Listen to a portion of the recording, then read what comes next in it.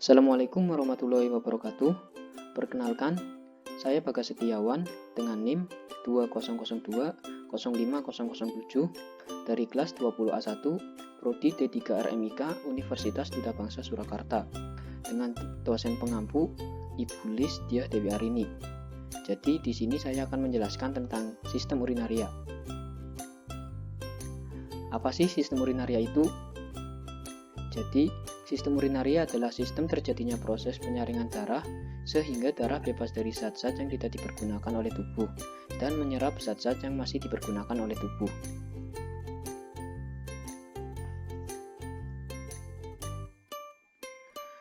Nah, di sini ada organ-organ sistem urinaria. Apa saja sih organ-organ sistem urinaria itu? Jadi, organ-organ sistem urinaria ada 4. Yang pertama ada sepasang ginjal, yang kedua ada sepasang ureter, yang ketiga ada kandung kemih, dan yang keempat ada uretra. Yang pertama, ginjal. Ginjal adalah dua buah organ yang berbentuk seperti kacang yang berada di kedua sisi tubuh bagian belakang atas, tepatnya di bawah tulang rusuk manusia.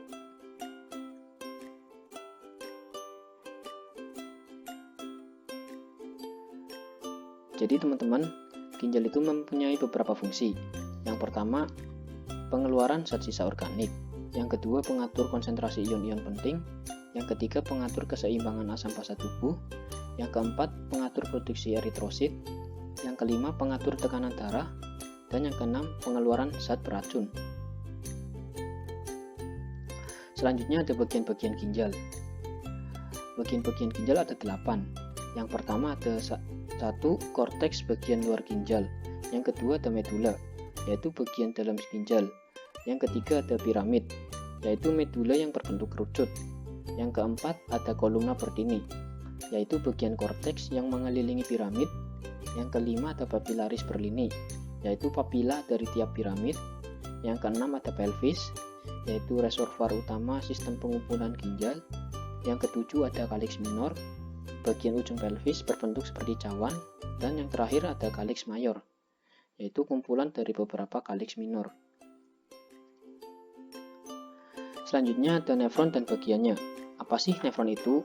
Jadi, nefron adalah penyusun utama ginjal yang berperan penting dalam proses penyaringan darah.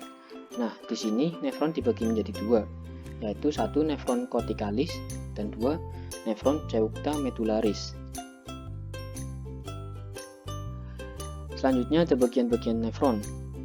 Bagian-bagian nefron terbagi menjadi 3. Yang pertama ada glomerulus, yang kedua ada kapsul Bowman, dan yang ketiga ada tubulus. Nah, di sini glomerulus berfungsi sebagai tempat filtrasi sebagian air dan zat yang terlarut dari darah. Kapsula Bowman berfungsi untuk mengumpulkan cairan yang difiltrasi oleh kapiler glomerulus. Dan tubulus di sini dibagi menjadi 3. Yang pertama ada tubulus proksimal, yang kedua ada lengkung Henle, dan yang ketiga ada tubulus distal.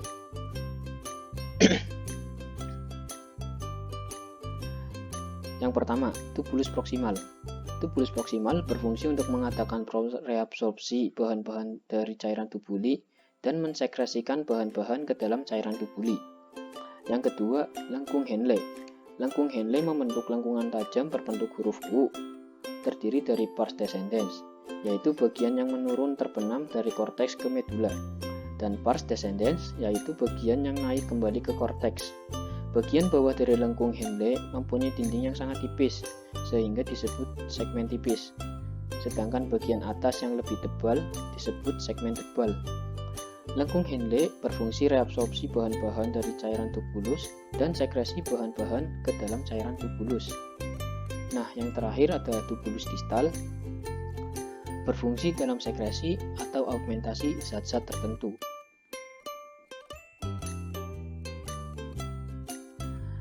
Nah, organ selanjutnya ada ureter. Ureter adalah bagian dari sistem urinaria yang berbentuk menyerupai saluran pipa atau tabung.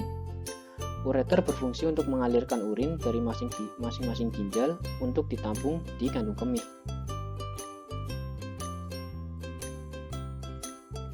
Organ selanjutnya ada vesika urinari. atau disebut juga dengan bladder atau kandung kemih. Merupakan kandung berongga yang dapat diregangkan dan volumenya dapat disesuaikan dengan mengubah status kontraktil otot polos dindingnya. Mempunyai fungsi sebagai reservoir urin sebanyak 200 sampai dengan 400 cc. Kandung kemih mempunyai 3 bagian, yaitu apex, corpus, dan fundus.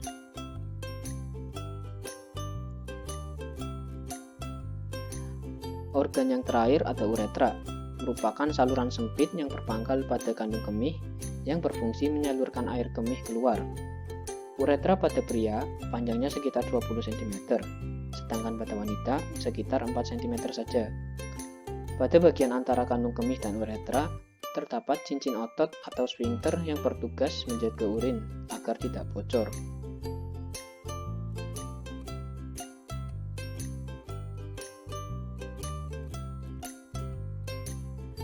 Nah, berikutnya ada proses pembentukan urin. Apa saja sih proses-proses pembentukan urin? Jadi teman-teman, proses-proses pembentukan urin meliputi 3 proses, antara lain filtrasi, reabsorpsi, dan augmentasi. Kita bahas satu-satu ya. Yang pertama, filtrasi. Proses penyaringan zat sisa metabolisme yang dapat menjadi racun bagi tubuh. Nah, filtrasi tersebut terjadi di glomerulus.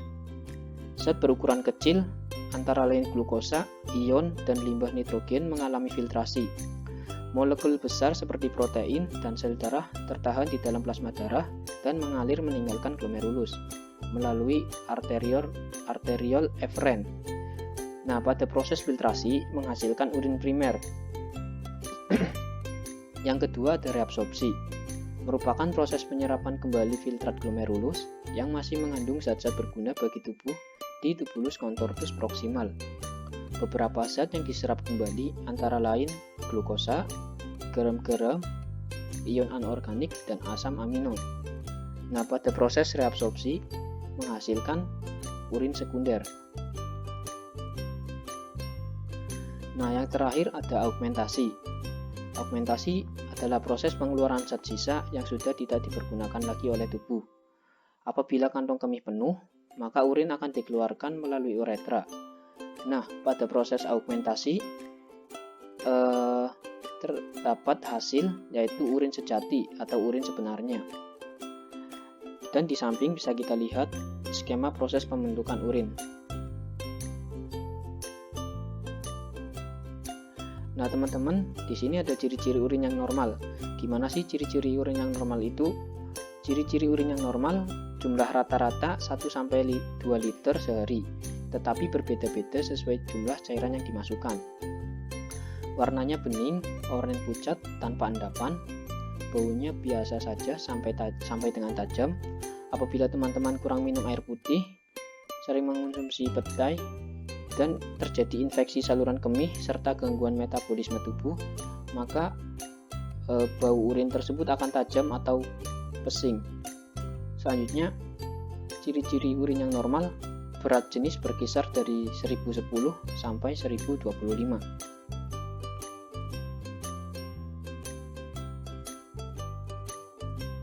Penyakit pada sistem urinaria. Apa saja sih penyakit pada sistem urinaria itu?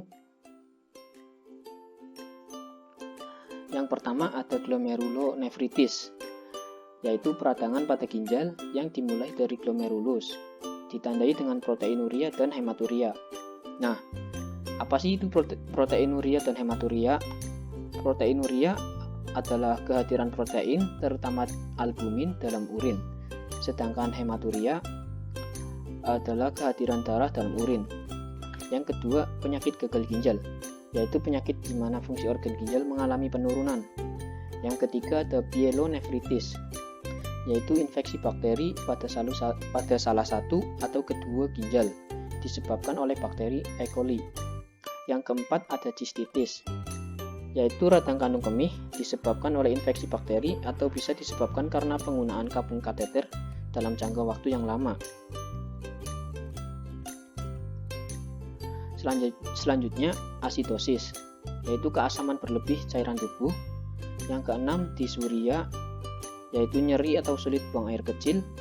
Yang Yang ketujuh, ada batu ginjal, yaitu massa keras seperti batu yang terbentuk di sepanjang saluran kemih dan menyebabkan nyeri, perdarahan, penyumbatan aliran kemih atau infeksi. Yang kedelapan, ada uretritis, yaitu peradangan pada uretra atau saluran kencing. Yang kesembilan, ada oliguria, yaitu pengurangan jumlah urin. Dan yang terakhir, ada stasis urin, yaitu penghentian atau stagnasi aliran urin. Terima kasih, mungkin itu saja yang bisa saya sampaikan. Kurang lebihnya mohon maaf.